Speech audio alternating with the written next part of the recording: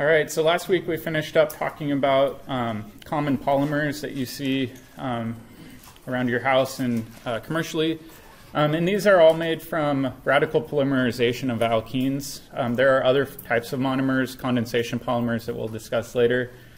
But you can see you can make a wide variety of these polymers by starting out with various substituted ethylene derivatives. So you can use plain old vanilla ethylene to make polyethylene. You can add on a methyl group and make polypropylene. You can make styrenes. You can make polyvinyl chlorides. And then last we finished out with Teflon. But let's actually talk about how this mechanism works. The mechanism follows the same procedure we've seen for all of our polymerization mechanisms, where we have 3 steps. The first step was what? Initiation. There's a wide variety of initiators that are used. However, the one that's used in the book is just a peroxide. And peroxides have these really weak oxygen-oxygen bonds where heat can be used to cleave them. So homolytically, we'll cleave this peroxide into 2 radicals, and we're initiated. However, we need a couple more steps before we can continue on to our propagation. So the next step that we have is we're going to introduce our alkene, and for this example, we're just going to use ethylene. We're going to make polyethylene out of it. In this step, we're going to do radical addition to a pi bond. So this radical is going to reach out, form a new covalent bond with one of the electrons that used to be in the pi bond, and then the extra electron is going to get dumped onto the terminal carbon here.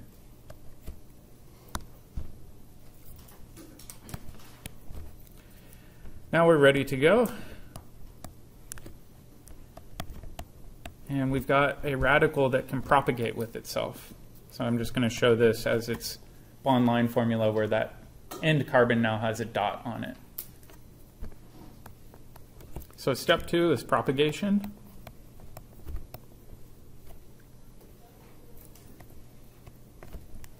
Oop. And we know with propagation, we're going to take a radical and we're going to recreate a new radical out of it. So let's take a look at the radical we generated, specifically the carbon-containing radical. Now that we've got this radical, it can react with another equivalent of ethylene. So I'm going to draw in these hydrogens. And this radical will react with this pi bond, similar to what we saw above, and kick an electron over to that terminal carbon.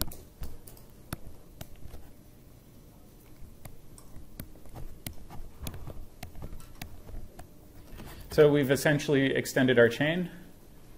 Makes a lot more sense that this is called propagation now, right? Because we could add in another equivalent of ethylene.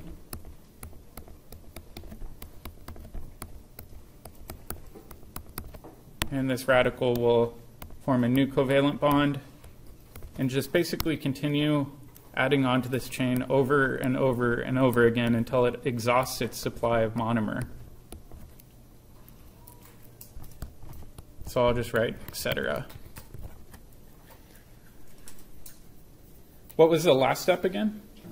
Termination. So termination varies a little bit. You've got a bunch of different ways, but regardless of which one you choose, you need to take 2 radicals, form a new covalent bond, and end up with no radicals. So for example, you could have some sort of polymer chain, and I'm just going to write brackets with a little n around it to say this could be some repeating polymer unit. You could have 2 of these react together through a termination mechanism.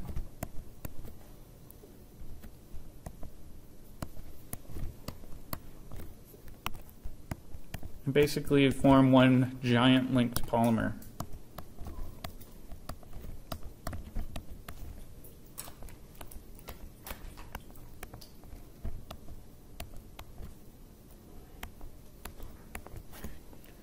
So that's one option.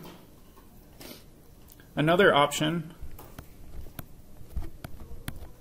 would be to have it react with some of this peroxide that's floating around that's now a radical. So for example, if you've got your second equivalent over here, you could just cap the end of this polymer with some sort of ethoxy group or peroxide that was floating around.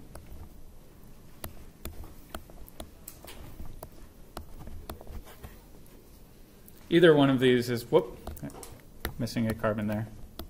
Either one of these would be perfectly acceptable. Does that make sense? So with polyethylene, I mentioned the other day that we have different types of polyethylene that you see in your house. You've got the high density polyethylene and the low density polyethylene. So the question is, well, if all we're doing is forming long chains, then how do these differ? The reality is, this is a really simplified view of the polymerization. There's actually a number of side reactions that can occur depending on the catalysts that you choose.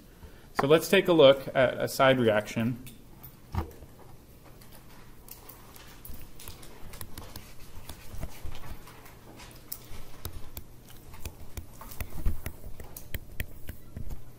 So side branching.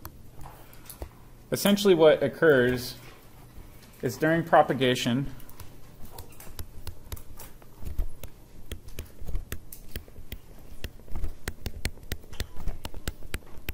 you can form branches.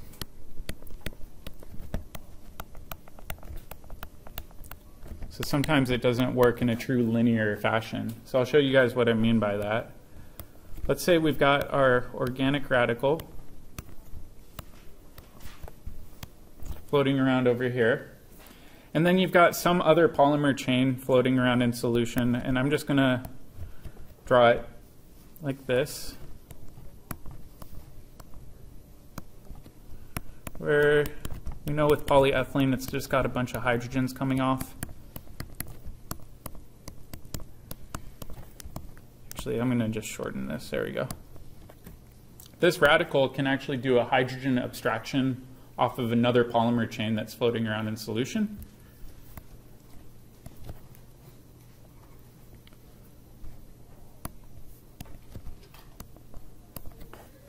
So rather than forming a new addition to a pi bond, it does a hydrogen abstraction.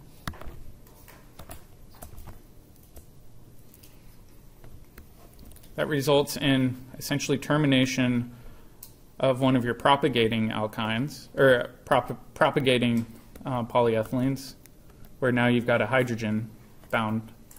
However, your polymer that had the hydrogen abstracted from it is now a radical.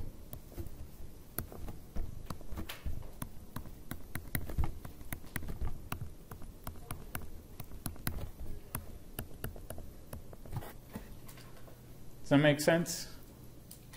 It's a little bit strange, but at this point, you've essentially formed a radical that can now propagate with an equivalent of acetylene.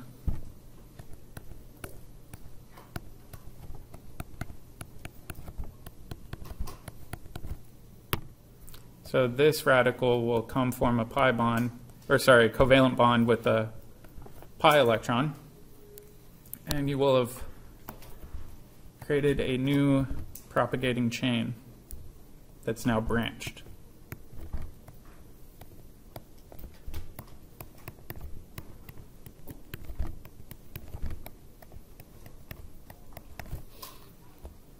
And this can react with more acetylene. However, I think we're just going to call it good there because your hands are probably getting tired. But the key point is that during this entire reaction, you started a new branch of an alkane forming somewhere off of your polymer. So depending on the catalyst you use, you can change the extent to which branching occurs. Some catalysts will really encourage only linear formation of a polymer. Others will form highly branched polymers, and that changes the properties dramatically. So let's make a little note of that.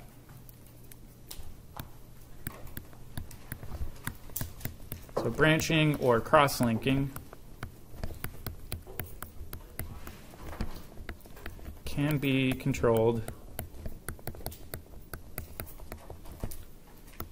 through catalysts.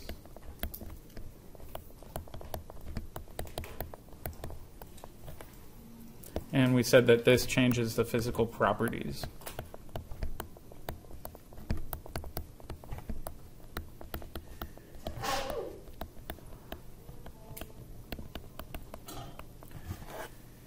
And the good news is, this is the extent to which I want you guys to study chapter 11. There's auto-oxidation, there's a few other reactions, but the reality is the other reactions shown in chapter 11 aren't synthetically useful, and I don't think they're that important to the overall course. You're welcome to read through them, obviously, but I'm not going to test you on them. So, let's take a look at the chapter summary. I guess before we go on, are there any questions with the polymerization? Yep. Is the catalyst the other chain that we have? No, a catalyst just is typically an inorganic metal catalyst that's thrown into the reaction mixture that tends to favor cross-linking or disfavor cross-linking. And the amount of catalyst you add in can encourage a higher degree of cross-linking or a lower degree, depending on how much of it you want, for example. We're not going to get into which catalysts are used. Typically, that's proprietary industry stuff and way beyond the scope of this course. All right, so let's take a look. I like this summary of reactions because you can wrap your head around it pretty easily. These are the 3 reactions I want you to know from this chapter. First one is bromination of alkanes. So be able to identify the most stable radical and show the complete 3-step mechanism. Second one is the anti-Markovnikov addition. That's the reaction we saw in chapter 9, but we just learned the mechanism for. And then the third one is allylic bromination. So make sure that you can draw the allylic bromination mechanism and be able to draw the radicals too. So these are the only 3 mechanisms I want you guys to know from this chapter. Please make sure, though, that you go through and do a bunch of the practice problems from the textbook, though, because they're really good review. And occasionally, they even pop up on my exams. Hint, hint. All right.